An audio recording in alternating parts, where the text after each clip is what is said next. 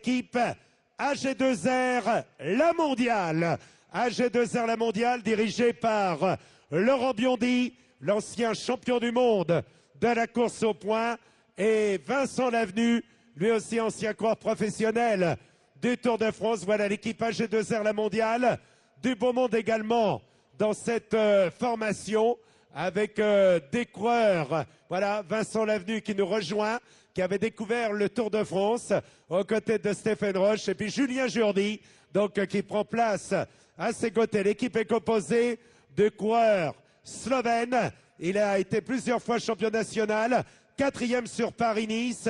Il a brillé au Dauphiné Libéré, où il était dans les 10 premiers.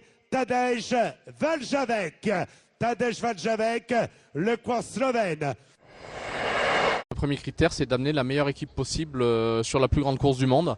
Donc à nous de faire le bon choix. Alors on sait qu'évidemment en début d'année, il y a des coureurs qui sont indispensables, indiscutables pour le Tour. Et quand arrive la sélection finale, c'est-à-dire 8-10 jours avant, il y a toujours quelques coureurs qui se battent pour les dernières places. Donc c'est toujours un choix un petit peu difficile, parce qu'on sait qu'entre la 9e et la 10e place, il n'y a pas grand-chose entre les coureurs. Donc, mais malheureusement, il faut faire notre choix. Donc ça fait quelques petits dégâts moraux sur les non sélectionnés. Vice-champion du monde 2008 de la course au point. Il fut champion de France amateur, vainqueur au Tour de l'Avenir, au Tour de la Somme. Christophe Riblon, sélectionné pour les Jeux Olympiques de Pékin. On peut l'encourager. Christophe Riblon, départ du Tour, et champion du monde, vice-champion du monde de la course au point. Les années n'ont pas de prix sur lui. Il était l'année dernière le meilleur coureur français sur les routes du Tour de France 2007. Il a brillé également aux 4 jours de Dunkerque. C'est l'aîné des coureurs professionnels, Stéphane Goubert, meilleur coureur français l'année dernière dans le Tour. Nous retrouvons également à ses côtés un coureur très adroit. Il a été parmi les meilleurs au championnat du monde de cyclocross, champion de France l'année dernière. Un bon passage pyrénéen dans le Tour de France. John Gadré. John Gadré qui connaît bien la région puisqu'il vient régulièrement à la Narvilly, et aujourd'hui, eh bien là, il est au départ de la preuve la plus importante du cyclisme mondial, le Tour de France.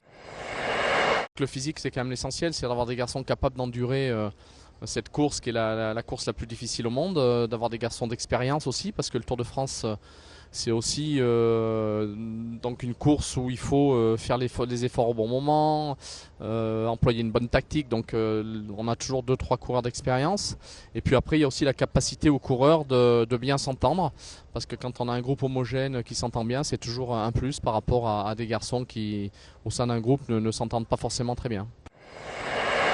Un coureur qui a brillé au championnat de Suisse. Il a gagné à Iceberg. Il a connu le podium au Tour de la Somme et dans Paris-Bourges. Martin Elminger, dans les 10 premiers du championnat du monde. Nous avons également dans cette équipe un coureur venu de Russie, 6e du Tour d'Espagne. Il y fut vainqueur d'étape. Il a terminé 3e du Tour méditerranéen et a brillé au Dauphiné Libéré. Vladimir Efimkin. Vladimir Efimkin, 6e de la Vuelta et l'un des hommes de base. Objectif avoué, c'était une victoire d'étape. On n'est pas passé très loin, on est passé à 5 mm, j'espère que c'est pas fini. On a dit 2 coureurs dans les 15 premiers. On est pour le moment dans cette situation-là, donc ça c'est pas mal. Et on s'était dit une place dans les 5 premiers au classement par équipe. Et là aussi on est pour le moment dans le coup. Donc ce que j'espère simplement, c'est que on aura cette victoire, même si c'est vrai qu'aujourd'hui, compte tenu des événements, Vladimir Efimkin a gagné l'étape, puisque Rico s'est fait déclasser. Mais ça n'a pas la même saveur que si c'était une véritable victoire avec le podium, les bises de la Miss, le lion et les fleurs, quoi. Voilà, ça c'est un petit peu gâché. Et on en veut un petit peu à Rico, parce qu'il a enlevé effectivement ce bonheur à Vladimir Efimkin qui méritait de l'avoir. Un coureur de la région Rhône-Alpes qui a déjà obtenu de bons classements au Tour de Suisse, au Tour d'Italie et au Tour d'Espagne. Il dispute son premier Tour de France et il a de belles qualités de grimpeur. Hubert Dupont. Hubert Dupont, premier Tour de France. Et nous retrouvons également À ses côtés, José Luis Arrieta, équipier modèle, vainqueur d'étape sur les routes du Tour d'Espagne.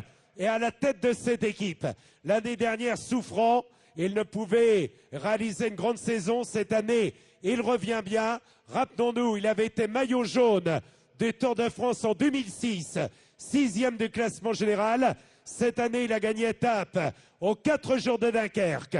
Victoire d'étape au Tour de Catalogne.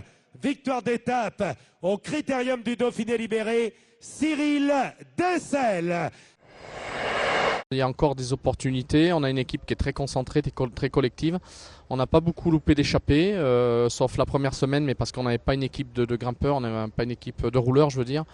Donc voilà, il y a encore de belles opportunités, à nous de les saisir. Et je crois toujours que les équipes ressemblent aussi, on va dire, à ceux qui la dirigent, à ceux qui l'ont faite. C'est mon bébé, hein, cette équipe, c'est mon bébé. Je l'ai créée en 1992. Et effectivement, quand j'engage des coureurs, j'essaye de faire en sorte qu'ils adhèrent à notre philosophie, à nos valeurs. Donc voilà, bon, certainement qu'il y a quelque chose, oui.